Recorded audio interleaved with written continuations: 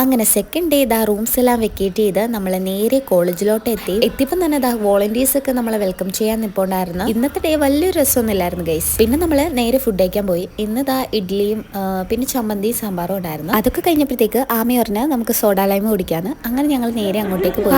ആദ്യമായിട്ടാണ് സോഡാലൈമ കുടിക്കുന്നത്. കുപ്പി അവർ കയ്യിൽ കൊടുത്തപ്പോൾ അവൾ ആദ്യം ചോദിച്ചത് ഇതെന്തിനാ എൻ്റെ കയ്യിലോട്ട് തന്നേന്ന. ഒരു ഉച്ചയൊക്കെ ആയപ്പോഴത്തേക്ക് ദാ ബിരിയാണിയും ചിക്കൻ കറിയും സാലഡും പപ്പടവും ഒക്കെ ഉണ്ടായിരുന്നു. പിന്നെ അതാ കൂടെ ഈ ഒരു വാനിലയുടെ ഐസ്ക്രീം ഉണ്ടായിരുന്നു. നമ്മൾ റിട്ടേൺ ടിക്കറ്റ് ബുക്ക് ചെയ്തിട്ടുണ്ടായിരുന്നത് വൈകിട്ട് ഒരു 6 മണിക്കായിരുന്നു. പക്ഷേ നമ്മുടെ ക്ലാസ് ടീച്ചർ വിളിച്ചിട്ട് ഉച്ചയ്ക്ക് തന്നെ വീട്ടിലോട്ട് മടങ്ങിയേക്കാൻ പറഞ്ഞിട്ടുണ്ടായിരുന്നു. അങ്ങനെ കോളേജിൽ നിന്ന് ബസ് ഉണ്ടായിരുന്നു നമുക്ക് സ്റ്റേഷനിലോട്ട്. അപ്പൊ സീറ്റ് പിടിക്കാനുള്ള ഓട്ടത്തിലാണ് ഇവരൊക്കെ. ഈ ഒരു കോളേജ് ഞങ്ങൾ ഒരിക്കലും മറക്കില്ല, കാരണം അത്രയ്ക്കും അടിപൊളിയായിരുന്നു ഈ കോളേജ്. നമ്മുടെ കൂട്ടത്തിലുള്ള കുറച്ച് പേര് ബസ്സിലായിരുന്നു പോയിട്ടുണ്ടായിരുന്നത്. അങ്ങനെ അവരത് ആ ബസ് സ്റ്റോപ്പിൽ ഇറങ്ങിയിട്ട് ഞങ്ങൾ നേരെ റെയിൽവേ സ്റ്റേഷനിലോട്ട് പോയി. അവിടെ പോയിട്ട് ട്രെയിൻ ടിക്കറ്റ് ഒക്കെ എടുത്ത് നമുക്ക് ഒരു 3:30 ആയിരുന്നു ട്രെയിൻ. അങ്ങനെ അവിടെ ഇരിക്കുമ്പോൾ നൂറ് എല്ലാവർക്കും ബിസ്ക്കറ്റ് ഒക്കെ കൊടുക്കുന്നുണ്ടായിരുന്നു. അങ്ങനെ